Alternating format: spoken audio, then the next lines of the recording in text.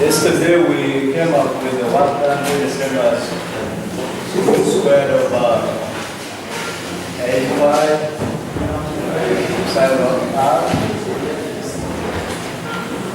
And I have left it for you because of one thing I discovered when I was reviewing the video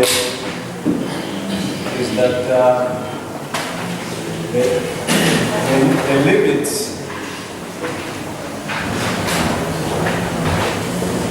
the limits for the R, the energy that we are talking about, if you remember, is how to assemble a system of charged particles. So when you look at the Gaussian surface, the energy that we are talking about is when we put our first charge in the system to the system, we didn't do any work. But when we are bringing other charges, work was done. That is the energy we are talking about, this one here. That if this is our Gaussian surface of radius r, our integral for work done was being the same as epsilon naught over 2 q squared over 4 pi epsilon naught squared. And then we were integrating 1 over r squared, the r, sine theta, and then phi. And then, of course, I explained the variation of phi was clear, 0 to 2 pi, 0 to pi. But there was an issue on the r. And that meant that if you are looking at the small r, how it varies, it would vary from the shell where the energy is being, or the charge, electric field intensity is being. We start from here. This is now where we are feeling the electric field intensity, which is contributing to the work done. Because remember, we have to look for E squared. So that means we have to start from the shell itself, and that is from R2 as much as we can draw. And then this comes to minus 1 over R, R to infinity, and then we have the other one as minus cos theta, 0 to pi, and then we multiply by 2 pi, or we can say phi 0 to 2 pi. And then we multiply by this constant for our work done.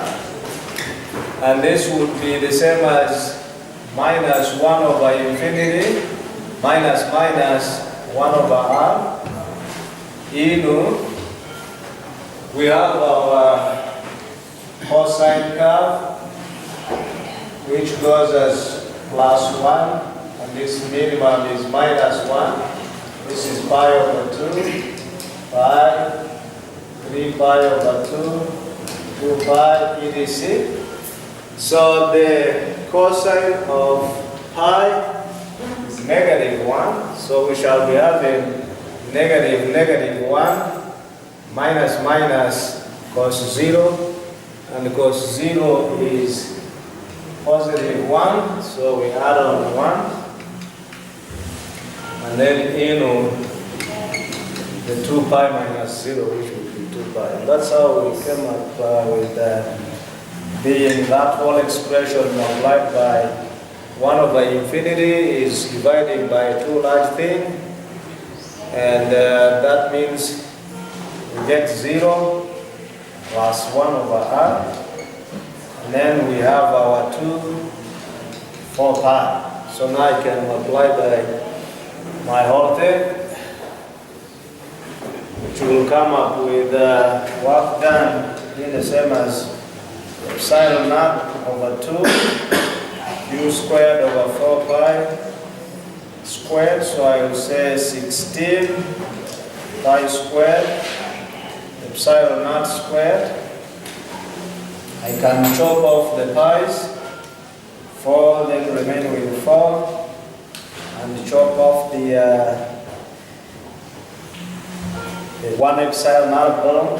So this would be the same as q squared divided by 2 by 4, 8, 1 pi, 1 epsilon naught, and then multiplied by I just want to make sure that the energy felt all along this other place is the energy when our Gaussian surface R is varying from at the edge of the spherical shell until when you bulge it to infinity.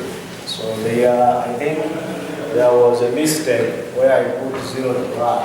Although in the notes on where it's okay, but when I was trying to do it here, I think I messed up that. And a question about it?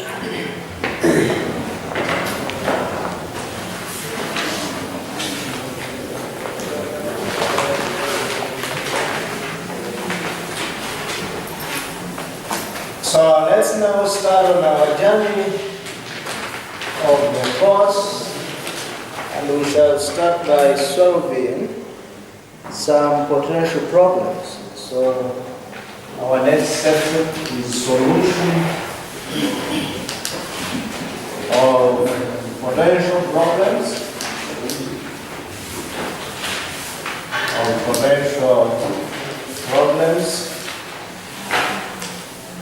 using Laplace's equation. Using Laplace's equation. So the Laplace's equation states that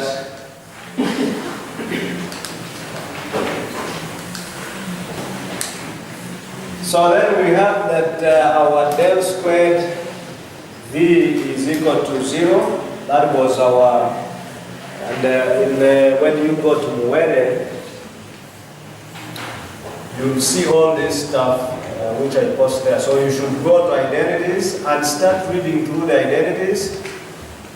I'm not saying that you cram them, but at least you understand what would be Laplace's equation in the Cartesian coordinates.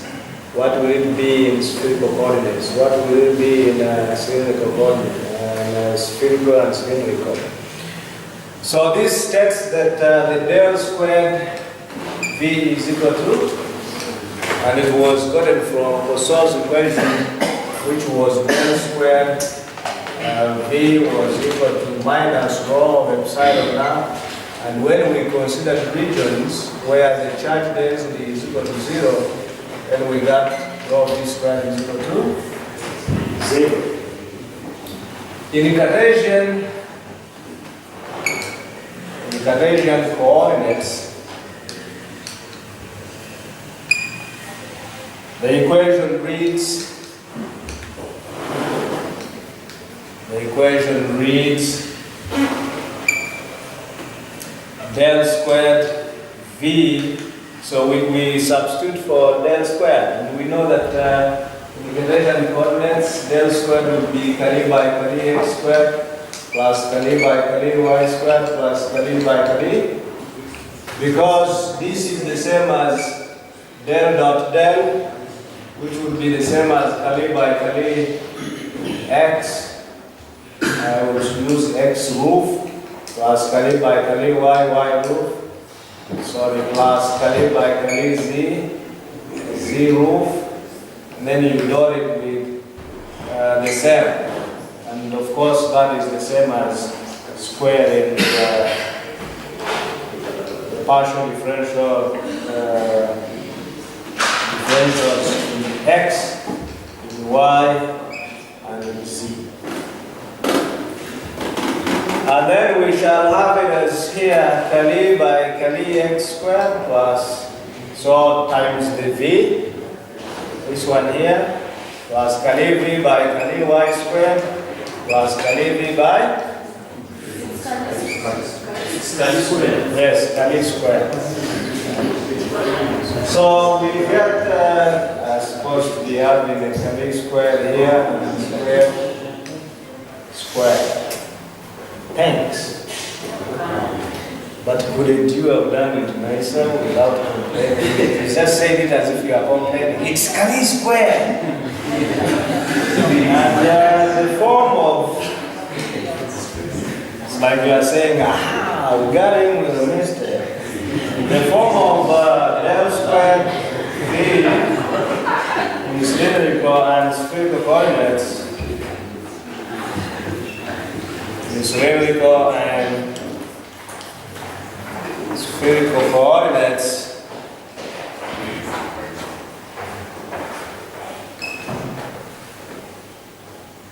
will be obtained by using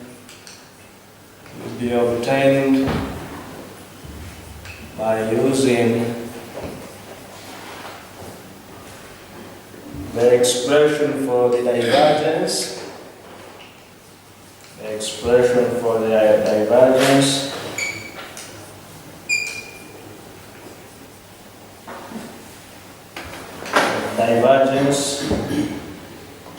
and gradient operators,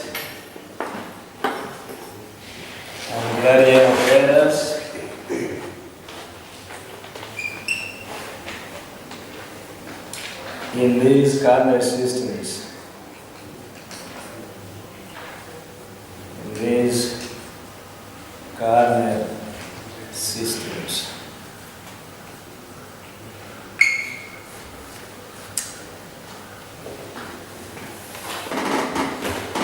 In cylindrical coordinates,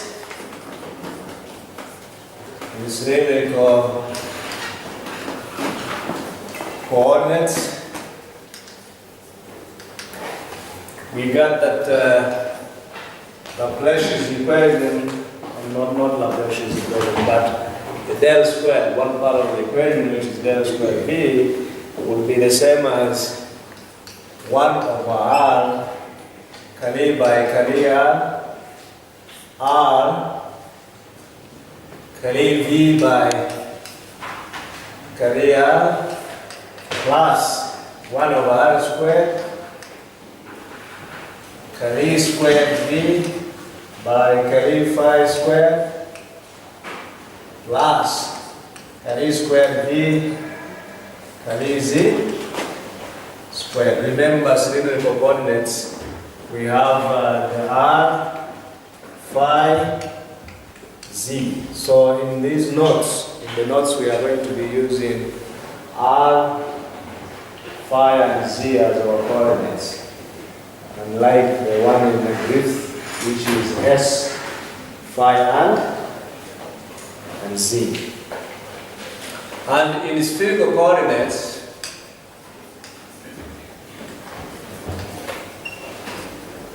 our del squared will be del squared V being the same as 1 over R squared Kali by Kali R squared Kali V by Kali R plus 1 over R squared sine theta Kali by Kali theta, then sine theta Kali V by Kali theta plus, now you may be already seeing the reason why I say that you need to tighten your belts, plus 1 over R squared sine squared theta Kali squared V by Kali phi.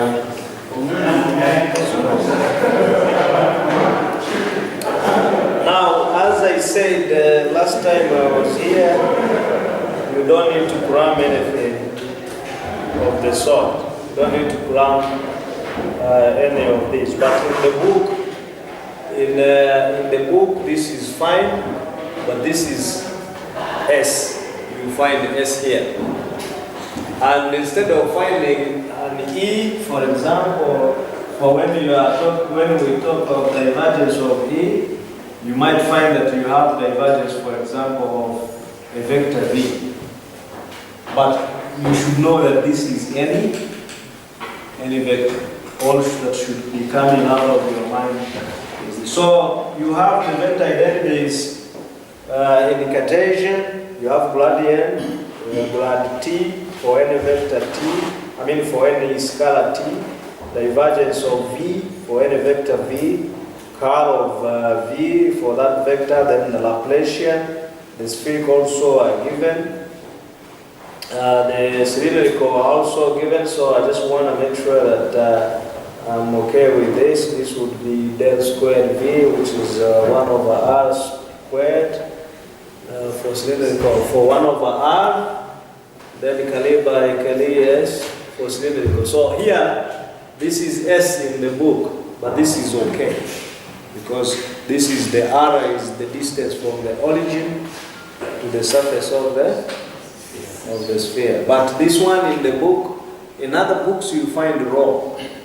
So you find 1 over rho d rho, rho dv d rho, plus 1 over rho squared.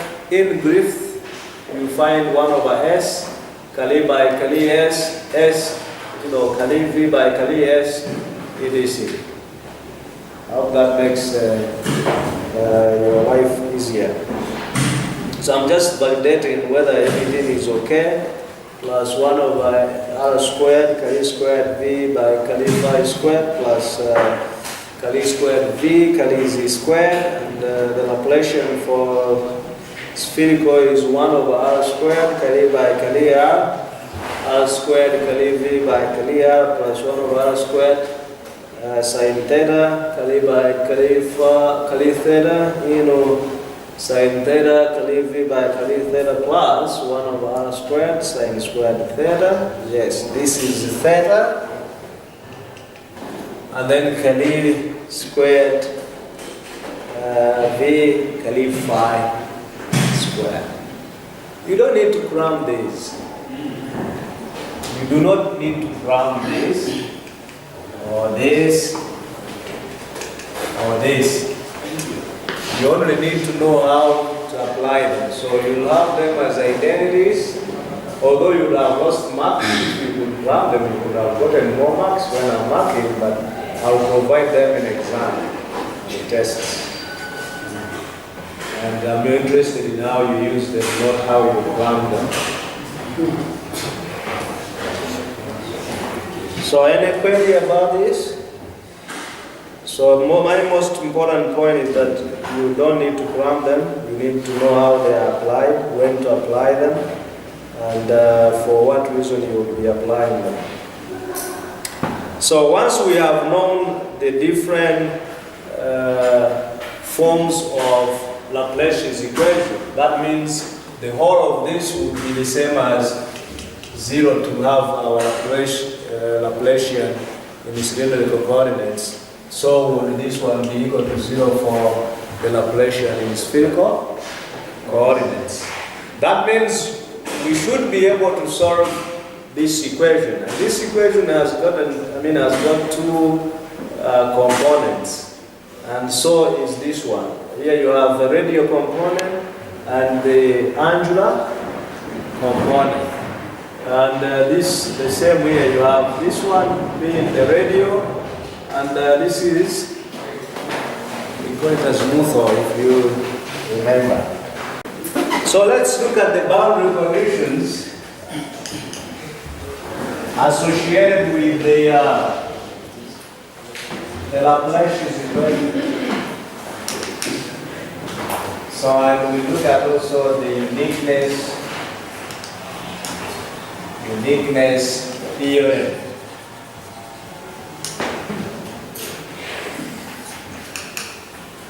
I've always been grateful to my mother for bringing us up with her own 2 hands and the hoe.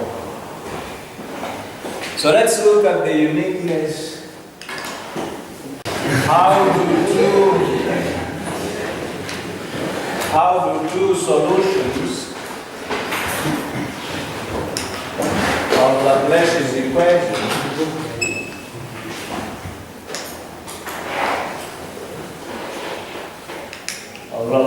equation concur if they both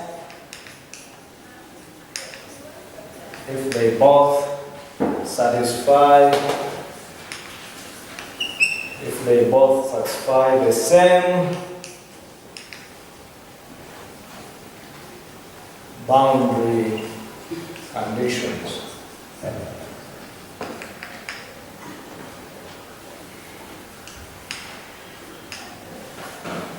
Proof. We just I stated this in terms of a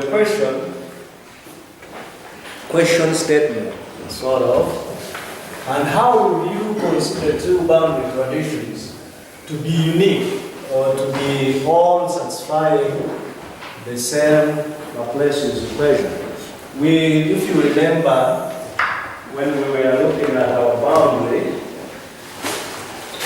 which the one we were using mostly is our interface. So we are looking at if we are slightly below and slightly above, but near the interface, you almost tend to think the conditions are the same between these two points, like from one medium to the other medium. If you are so close, if you can take to be so close to the interface, you are likely to have the same conditions there.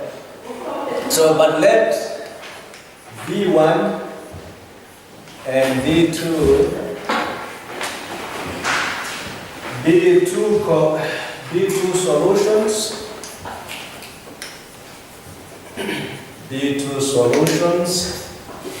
Of Laplace's equation.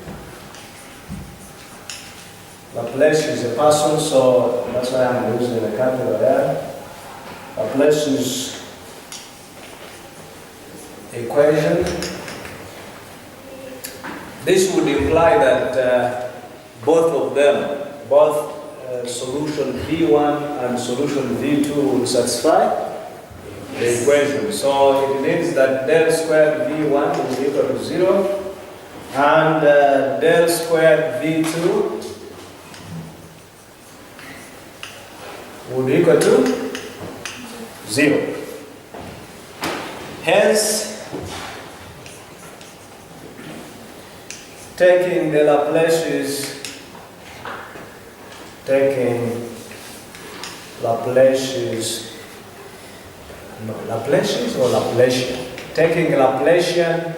of the difference between these two, V2, V1 minus V2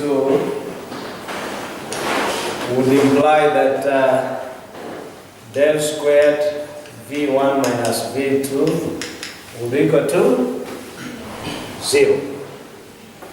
If, of course, if V1 is equal to, then V1 and V2 are solutions, they satisfy the Laplace's equation. But let's now take the difference. For example, V3, which is equal to V1 minus V2. It means del squared V3 would also satisfy. So each solution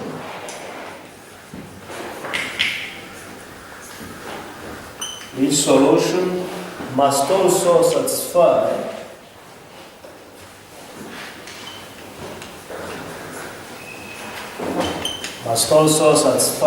the boundary conditions.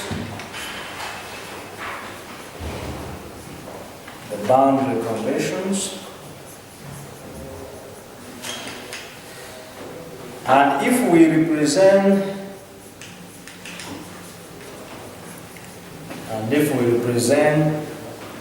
the given potential,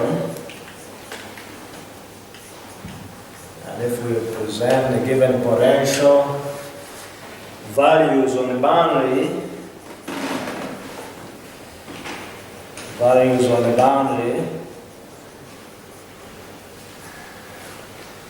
by VB, V subscript B, then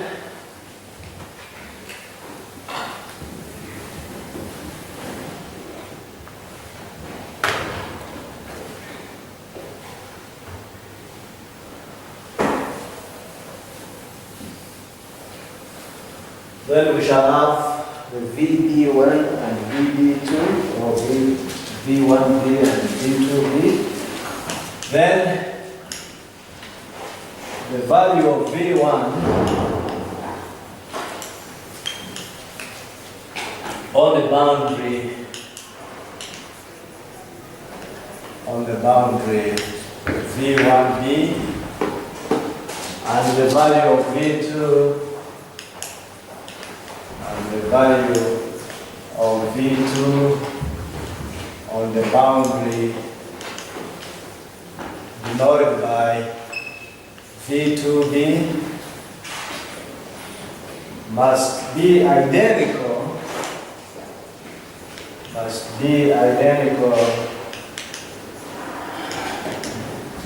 to the actual boundary potential, which is VB. So slightly above into 2 and slightly below into 1 this should be identical. That means our V1B should be identical to V2B, and this is also equal to VB, implying that our V1B, if they are identical, should equal to, or I say minus V2B should equal to, because if you are taken slightly into the second medium and slightly into the first medium, then you should be able to have this slightly the same, because you are just taken at the boundary. Consider the vector identity, which identity is also on part of identities in the book. Consider the vector identity that the divergence of the product of the scalar and the vector being the same as the scalar, the divergence of the vector plus the vector dotted with the product of the scalar and the gradient, or the gradient of the scalar. Then we can now say that this identity holds for any scalar V,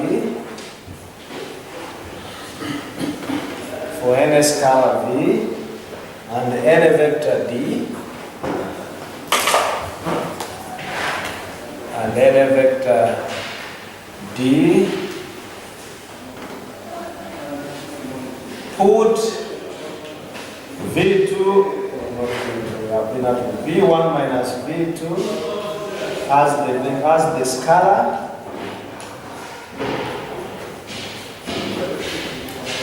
and write V1 minus V2 as the vector. So we are going to use this not in the some books, but in the book, the identity is actually divergence of FA, which is the same as the F, the scalar, divergence of A, plus the vector A, added with the product, the gradient of the scalar, where F is the scalar and A is any vector. That's what is in the book when you go and check. So we are going to apply this to this one here. We are having del squared into this, but we are going to have our D, which will be the vector D here, put any vector D, we put this as a scalar, and then our gradient multiplied by the difference will be our vector. So this one will change this whole thing into a vector, and then this one will represent the D. I'm just using the D here is not really the electric displacement we have been used to. We are just using the D here as n and a vector. So this identity here could have been written as this one. You don't have to crucify me why I'm bringing in the D into this affair.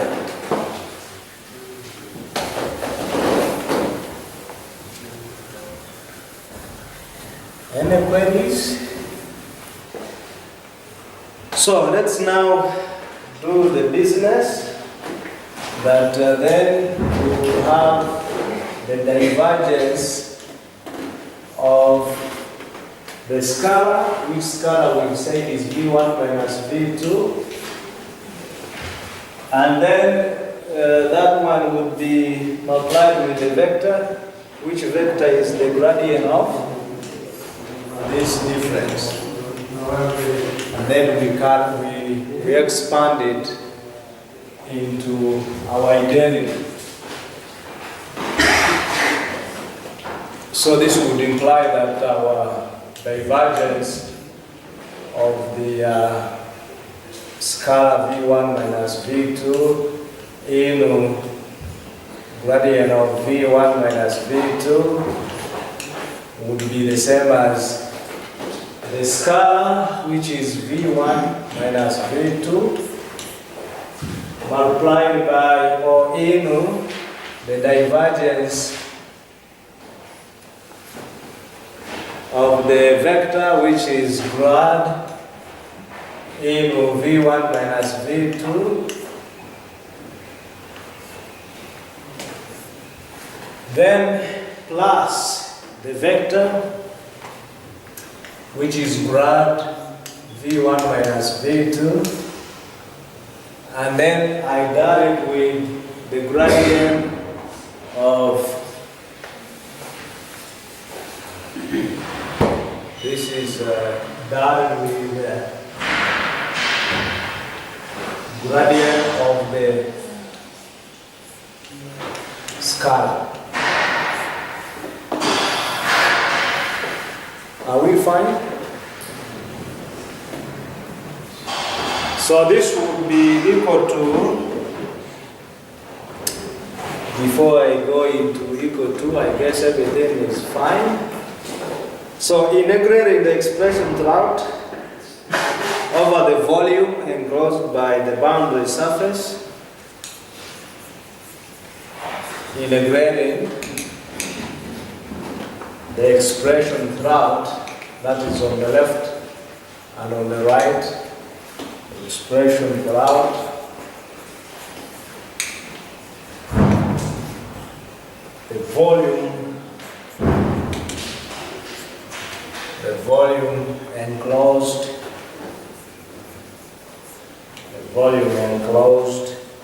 by the boundary surface,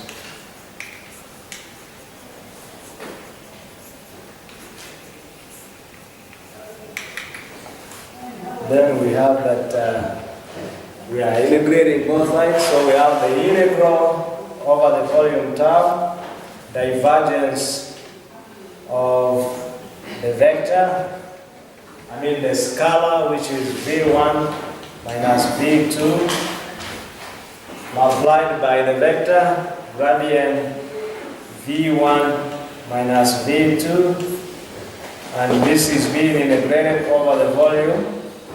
Tau should be equal to integral of that term-wise. Integral of this term plus integral of that term. I guess now you are enjoying it. Since we are having a lot of snakes on our board. So this would be integral of V1 minus V2 into divergence of the gradient of V1 minus V2, and this is integrated over the volume tau. Then I add the last term, integral over the volume tau, and then I have the grad V1 minus V2 dotted with the gradient. So when you dot these two vectors, you should be able to get squared. This is a vector dotted with a vector, then this will give you the scalar square. So I can rewrite this as integral of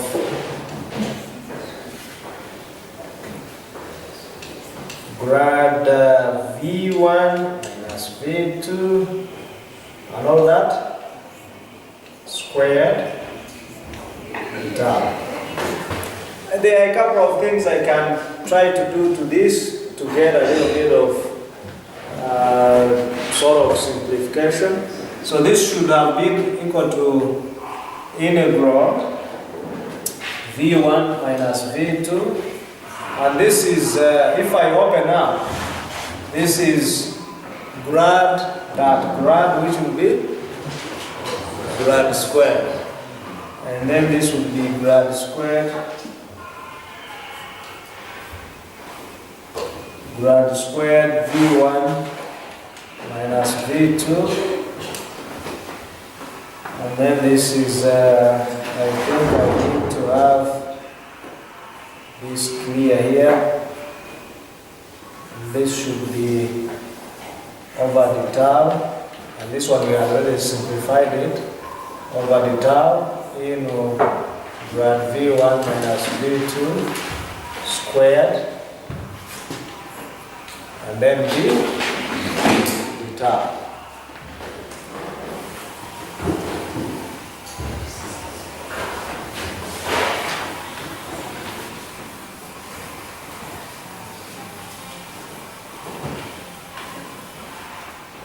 So this one is the same.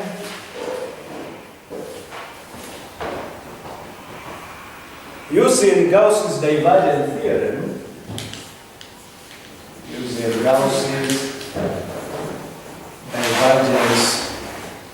theorem, then I would have that the left-hand side gives integral, change it from the volume to a surface. So our vector, this whole thing becomes like our vector because we are plotting, when we are having divergence of a vector, we get that vector dotted with the ds to change from a volume to a surface according to divergence theory. So we shall have our V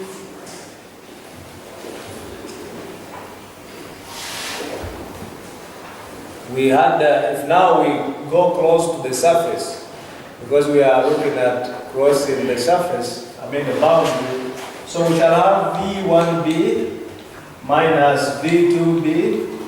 I guess you won't find it so bad that I'm now taking care of the surface, the inner face. And then I have grad V1b minus V2b. And this whole thing, I have to dot it with n ds, or I could have just said ds. And this should be equal to 0. And since we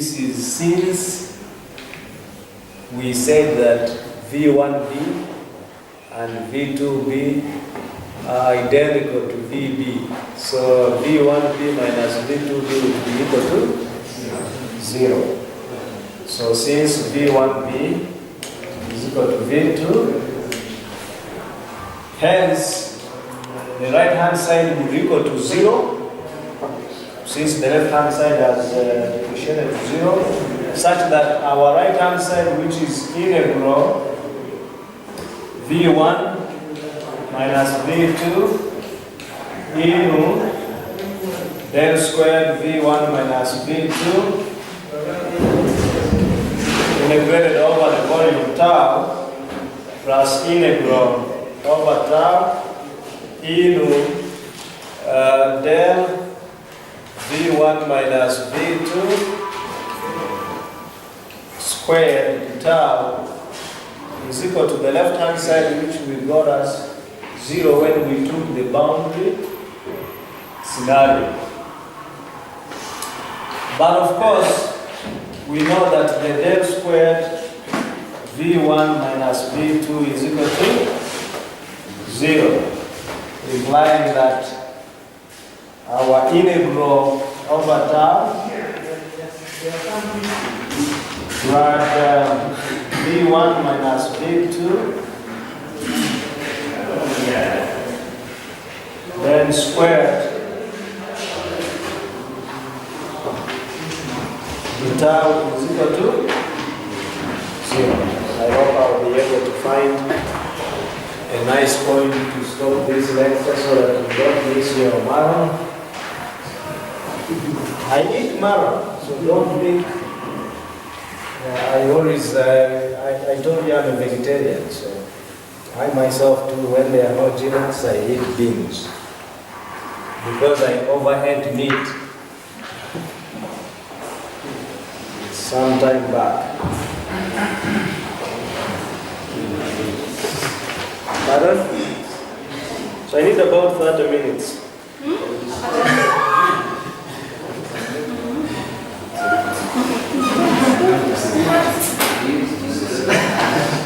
Pardon? Good. What is good? Okay, so who can tell us why we are saying that the del squared V1 minus V2 is equal to 0? I've already wrapped the other part, but we are having these two parts, and we are saying that this one here is equal to 0. Why? Yes? Because initially we said let our scalar, instead of being V, let it be 1 minus V2, and the plus equation says square G is equal to 0. So you are saying that the del square of our V3 probably is equal to 0 according to Laplacian, which nullifies all this other part. Thanks. Now in this case here,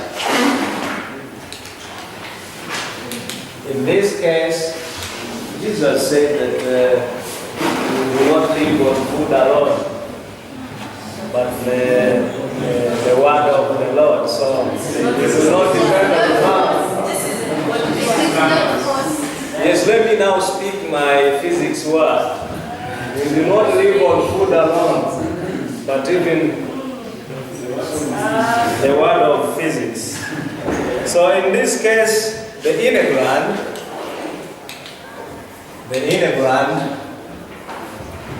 should be 0. You know the reason why. The other ones are just, these two are instructions. So instructions can't be 0. It has to be what they are being applied on. That will be 0. To be 0 because the del into V1 minus V2, all that squared cannot be negative. It can't be negative, nor can it be. So hence, we shall have that the del V1 minus V2, this whole thing, because it is squared, it will always be positive, and it is the one which can come to 0, implying that our grad V1 minus V2 is equal to 0. And if that is the case, this is similar. If you do to one dimension, for example, along x, this is the same as Kali by Kali x into V1 minus V2. So you integrate the first round. If this is equal to 0, you integrate the first round equals to a constant. So this would imply that V1 minus V2 is equal to a constant. Because this is partial differential with respect to any part. Considering the boundary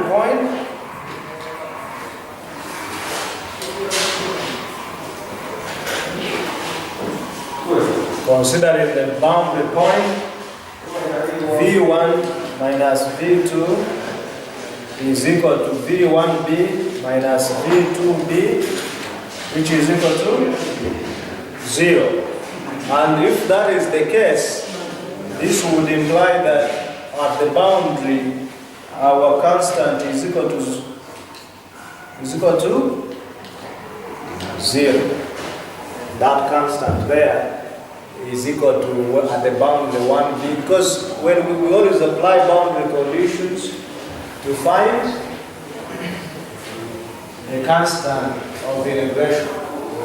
As you move along the region and cross from one part of the region to the other, that helps you to find the constant of integration. Now, I just want to make sure that I don't make some of you develop ulcers, so I'm going to rush. So, we shall say that hence, V1 is equal to V2, giving two identical solutions.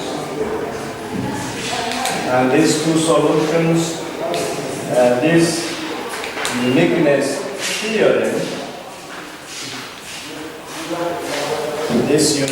theorem also applies to Poisson equation. And this is for if we have that del squared V1 is equal to minus rho of epsilon. This would imply that del squared V2 would also equal to minus rho of epsilon. Then our del squared V1 minus V2 would equal to 0 as before. If you try to subtract these two, then you have these two here giving you a 0. And boundary conditions still require that you have identical points at the boundary, V1b minus V2b equal to 0. So when we meet on Thursday, we shall be able to work out a couple of examples and be able to see how we can use Laplace's equation to solve simple potential problems. So they came and approached us that you could be part of that free talk. The talk is always given by paying money, but they managed to convince the person that it could be free. I'm not sure what I will attend, but I promised the other man who came to see me that I will attend. I also promised him that I will make sure our students go there to listen. You don't lose anything. You listen to the person, you all survive on the words. Isn't it? So at 2 you can go there and be able to listen to such kind of talk and be able to pick a thing or two. If I find that I have time, I may go there and also talk. But I will use my talk. So try to be there. You don't lose anything by being there. Chemistry made.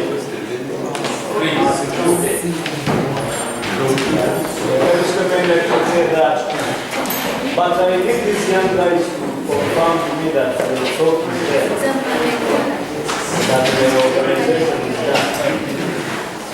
Can I have my machine? What I say?